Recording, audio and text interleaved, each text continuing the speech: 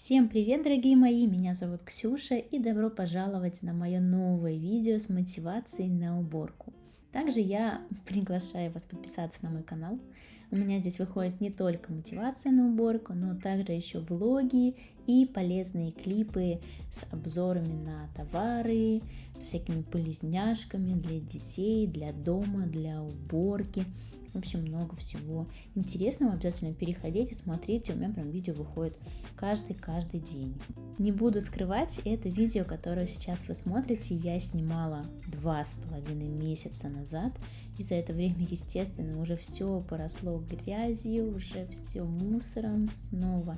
Нужно убираться, а вот у меня только сейчас дошли руки, чтобы смонтировать и озвучить эту мотивацию на уборку. Первое, с чего я решила начать, это с уборки под телевизором. Там просто был полнейший бардак. Еще нас атаковали мыши, и из-за того, что мы с мужем при сборке этой тумбы не поставили заднюю полку, мыши проникали к нам сюда. И вот видите сейчас на экране черные вот такие маленькие точечки. Сами понимаете, что это? Это их отходы. И они прям, явно хозяйничали в моих ящиках. Чуть позже я буду убираться в коридоре у нас на шкафу, где лежат все вещи. И я убиралась прям вот на крыше, да, на самом верху. У нас там тоже было складирование вещей. Так там столько было тоже мышиных отходов. Даже не представляю вообще, как они забрались на шкаф высотой более 2 метров. Но явно по количеству их отходов было ясно, что они там как будто бы устраивали вечеринку. Я, кстати, по поводу мышей очень долго терпела их присутствие в моем доме, хоть мне это не нравилось, но мне казалось как-то негуманно их травить или там делать что-то еще с ними. Но после того, как они начали копать мои горшки и рыть ямы в моих горшках и поедать их корни, вот тут-то мое терпение и закончилось, и пришлось заказать отраву. Мы заказали отраву, они ее съели, кстати, очень быстро, в тот же вечер. Ну и можно сказать, что в тот же вечер они пропали, и вот уже 2,5 месяца мы знать не знаем о мышах, даже забыли вообще, что они были у нас в доме. А у нас под телевизором, знаете, такое место, куда складываются все вещи, у которых нет своего места. Вот я заметила, что если у вещи нет определенного места, где она лежит, хранится, то она будет везде засорять пространство. И в целом-то я так вот по своему опыту поняла, что, во-первых, чем меньше у тебя вещей, тем меньше ты за ними ухаживаешь, соответственно, тратишь своего времени. Или чем лучше у тебя организовано хранение, тем, естественно, меньше ты времени тратишь на уборку. Я думаю, что говорю уже об этом в каждом своем видео, что я очень хочу сделать так, чтобы в моем доме была прям идеальная для нас система хранения, но это такой очень долгий и не быстрый процесс, потому что даже вот иногда вроде бы закупаешь какое-то количество контейнеров, потом понимаешь, что нет, в них все-таки неудобно, нужны контейнеры с, там, например, с отделениями. Поэтому я начала закупать всего по паре штук, тестирую их, и если мне нравится, то я заказываю еще понемножку. То есть можно было бы сразу, например, потратить много денег, много времени на организацию пространства, но я поняла, что у меня так не работает, и мне хочется вот именно что немножко протестировать, понять, нравится ли мне это, и уже потом докупать и дальше организовывать. Моя боль – это провода. У нас их очень много, мы вообще обожаем технику и часто ее покупаем там для дома, для уборки, для готовки. В общем, всего по мелочи, и техники у нас много, и, соответственно, всяких проводов у нас тоже очень много. И вот это вот постоянно вот этот ящик, который с нами переезжал из города в город, из страну в страну, вот этот черный, он всегда был завален проводами, и сколько бы я раз там не убиралась, проходит какое-то небольшое количество времени, как все снова там валяется, запутанное. И когда мне нужно найти какой-то провод, чтобы что-то зарядить, это просто целое испытание, и это делать очень не хочется. Кстати, после съемки этого видео я все-таки разобрала этот ящик. Я сначала хотела это все положить в контейнеры и купить специальные контейнеры, чтобы было очень симпатично и красиво. Но так их и не заказала, и просто положила в zip-пакеты, разобрала все провода, батарейки, разложила просто в каждый свой zip-пакет, соединила провода резинкой, и вот уже 2,5 месяца, и там в этом черном ящике чисто. И всего лишь решение было это вот zip-пакеты, получается, что дешево и удобно. Также мне удалось наконец-то разобраться в документах и сделать порядок там. Документы были моей отдельной болью. У нас, во-первых, 4 человека живет в семье, плюс 2 собаки. Еще мы жили в разных странах, и у нас есть документы из этих разных стран, которые нам нужны с переводами и так далее. В итоге у нас документов очень много, и они постоянно везде валялись, там то в одной папке, то в другой папке, то там 10 разных папок. И когда нужно было что-то найти, опять же, тоже это вызывало огромный стресс. Но я на Валбересе заказала папку такую с много-много там не окошек, а кармашков. И все это разложила, подписала, и тоже уже 2,5 месяца эта система у нас отлично работает. Я думаю, что наконец-то скоро соберусь и сниму видео, клип про то, как я организовываю наши документы, так что обязательно подписывайся на мой канал. Я же говорю, что у меня очень много всего интересного, полезного, не только во влогах, но и больше, наверное, пользы это все-таки в маленьких клипах, потому что они делаются в моменте и делаются достаточно быстро. Я уже набила руку. Тем временем я уже перешла на кухню. У меня там, кстати, тоже вообще конь не валялся. Очень хочется всего много сделать, но с маленьким ребенком, конечно, все затруднительно. И я вот так вот, знаете, перебежками какими-то то там, то тут, и в итоге нигде нормально ничего не убирается, везде по чуть-чуть хватаешь, ну, вроде как порядок такой визуальный содержать получается, а на что-то большее вот уже не хватает силы, времени. Плюс я еще посмотрела так на нашу семью и все думала, ну почему же я вот вечно как белка в колесе, все верчусь, постоянно что-то убираю. И вроде как и мои домашние тоже за собой убирают, в целом достаточно причастны к домашним делам, то есть не я одна все на себе тащу, но у нас постоянно какая-то грязь, постоянно все валяется. Так вот, я так посмотрела на нас и думаю, ну, вообще ничего удивительного, потому что у нас в доме живет 4 человека, из которых 2 детей и еще 2 собаки, плюс мы с мужем.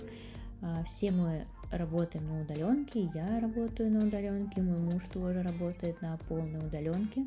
Плюс наш старший сын, у него хоть и сейчас и каникулы, но он на домашнем обучении. То есть, представляете, просто круглый год у нас все дома. Ну и маленький наш Даня, он вообще тот еще ураган. И все бросает, все кидает, все раскидывает, еду, в общем, игрушки. Конечно, чему я удивляюсь.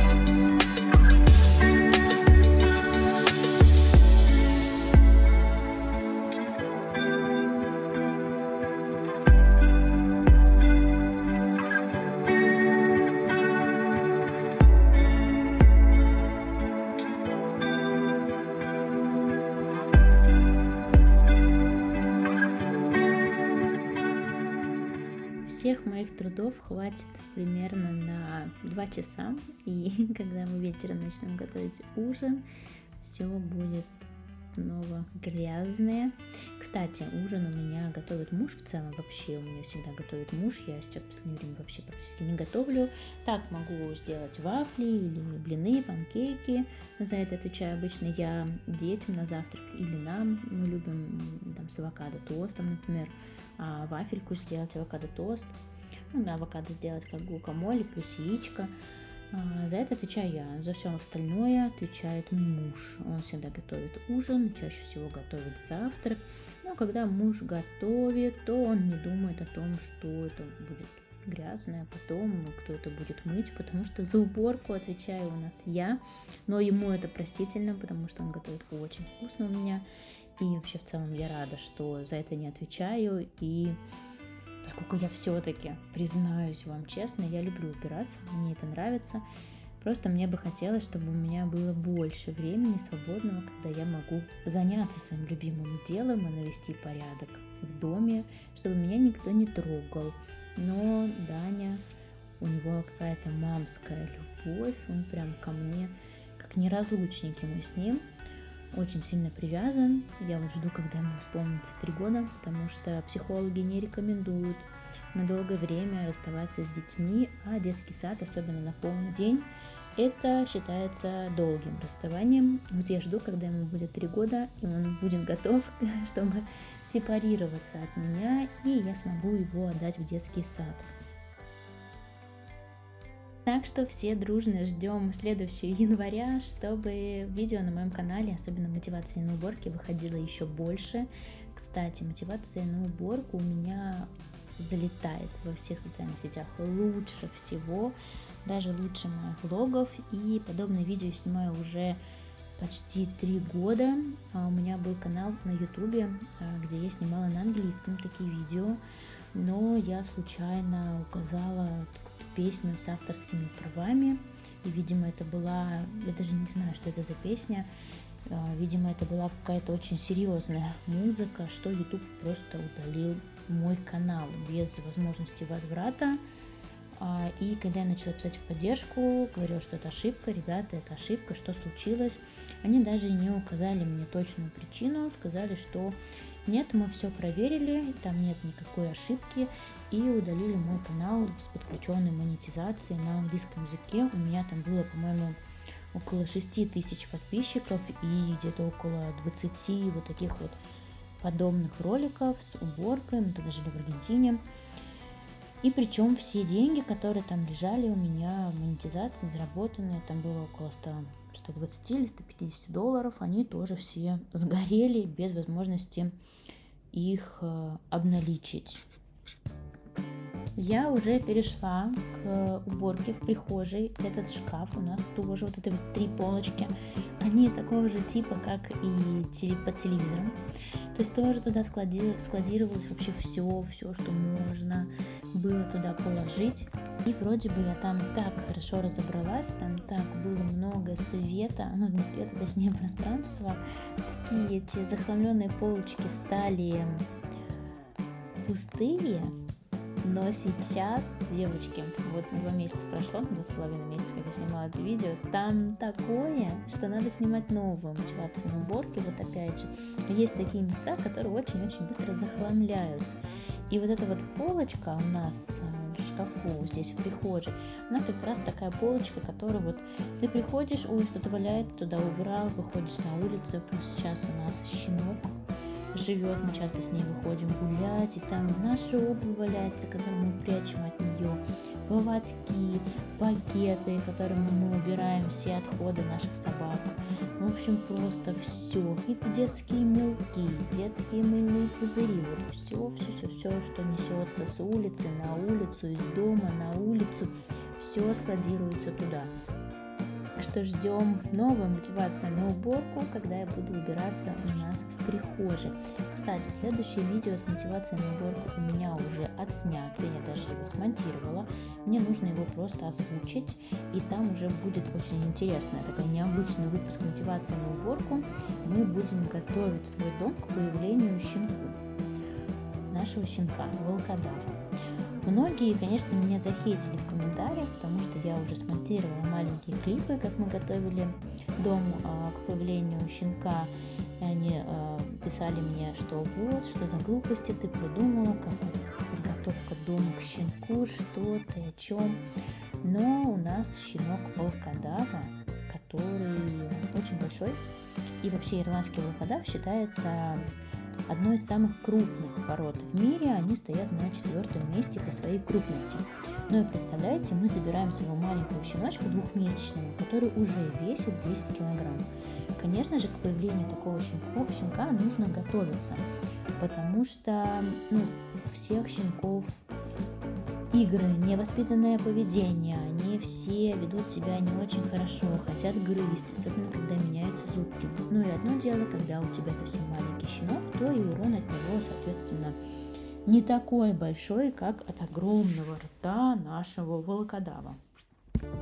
И да, я действительно целую неделю, каждый день по чуть-чуть в Сондане готовила наш дом, убирала все лишнее, все, что она могла сгрызть. И просто у нас стал дом, похожий на дом минималиста. То есть все подчистую я спрятала в всякие ящики. Возможно, как раз таки и бардак в ящике в шкафу в прихожей и образовался, потому что все туда просто убралось, что мешалось и могло попасть в зубы к щенку. И причем, кстати, еще я не только хотела сказать про урон, так еще и хотела сказать про безопасность, что щенку вообще в целом нельзя ничего лишнего грызть, потому что он может это все проглотить, и это все может закончиться неприятно.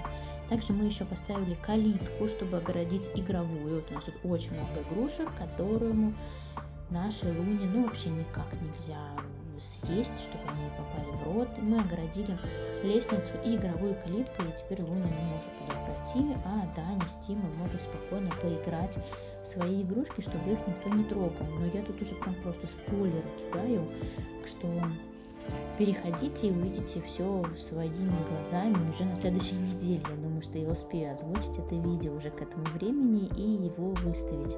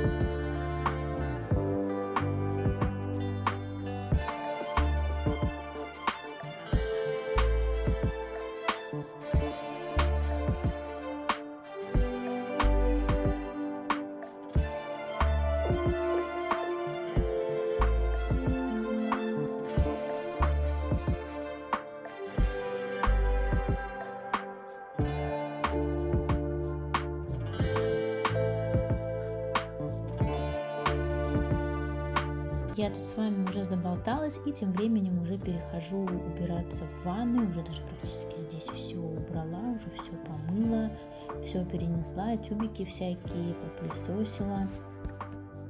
И на этом прекрасном моменте я начинаю завершать свое видео и свою уборку на первом этаже. Получается, что сегодня я убрала гостиную под телевизором, тумбу, кухню, прихожую, игровую комнату и ванную комнату. У нас еще на первом этаже есть гостевая комната, но мы туда заходим редко. Гости к нам сейчас в летний период редко приезжают, потому что они то по отпускам, то на своих дачах тусуются, поэтому там мы вообще практически не бываем. Спасибо огромное, что досмотрели это видео, это очень приятно для меня, и это поможет мне развивать блоги и не терять мотивацию, чтобы снимать мотивацию на уборку. Я тебя очень крепко целую и увидимся в следующих видео. Пока-пока.